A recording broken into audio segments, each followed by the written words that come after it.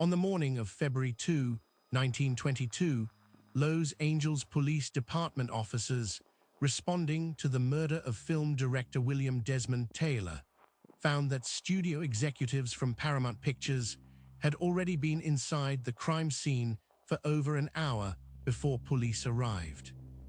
The body had been discovered by Taylor's valet, Henry Peavy, shortly after 7 in the morning.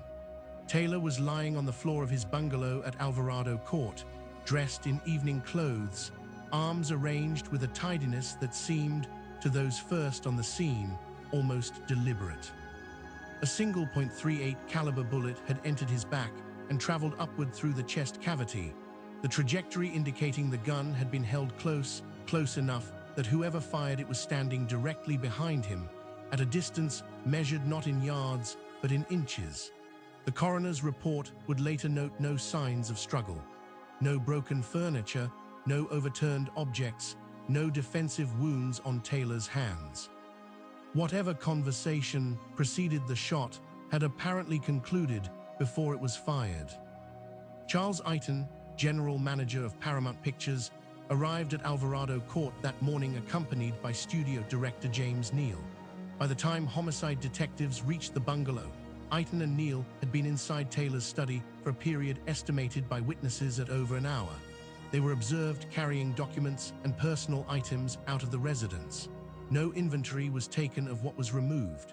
No explanation for their presence was formally entered into the official record.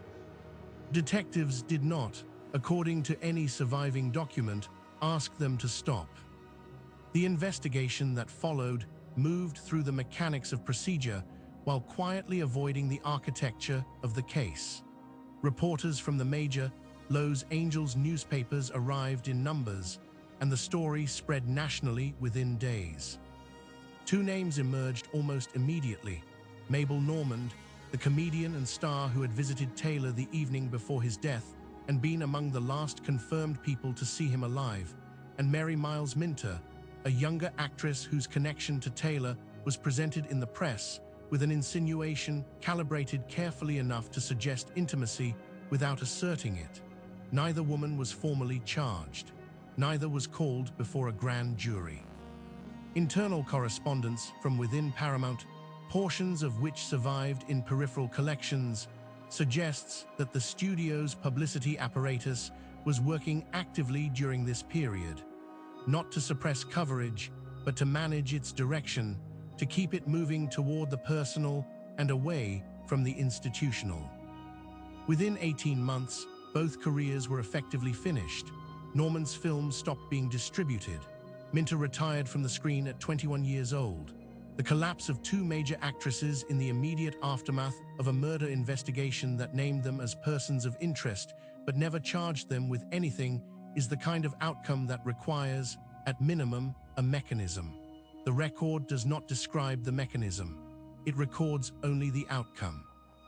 What the Los Angeles District Attorney's Office knew at the time and chose not to present at any inquest was this: the man known as William Desmond Taylor was not William Desmond Taylor.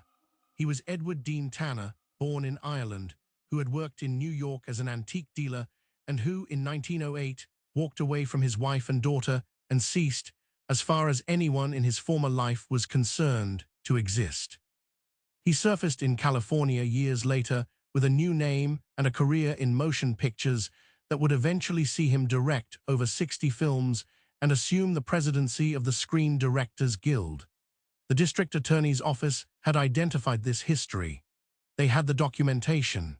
They presented none of it during proceedings that were, in any case, brief enough to suggest their purpose was resolution rather than investigation.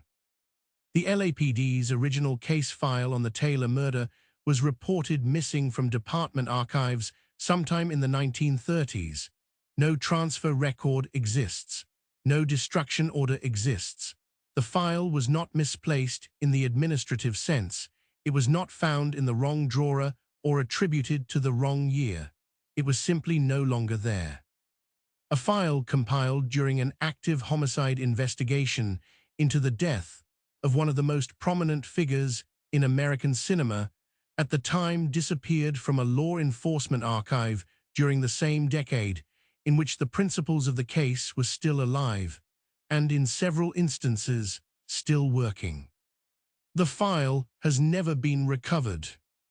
King Vidor spent the last years of his life attempting to reconstruct what the file had contained.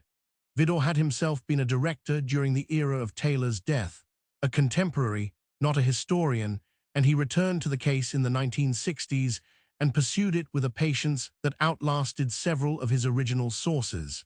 Before his death in 1982, he identified a suspect.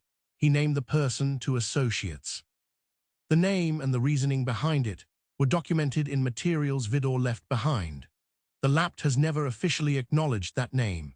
It does not appear in any departmental statement, any reinvestigation notice, any response to the journalists and researchers who have, over the intervening decades, filed requests and written letters, and received, in return, the specific silence that institutions reserve for questions they have already decided not to answer.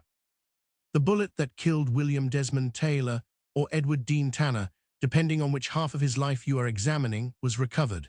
The caliber was established. The angle was established. The distance was established.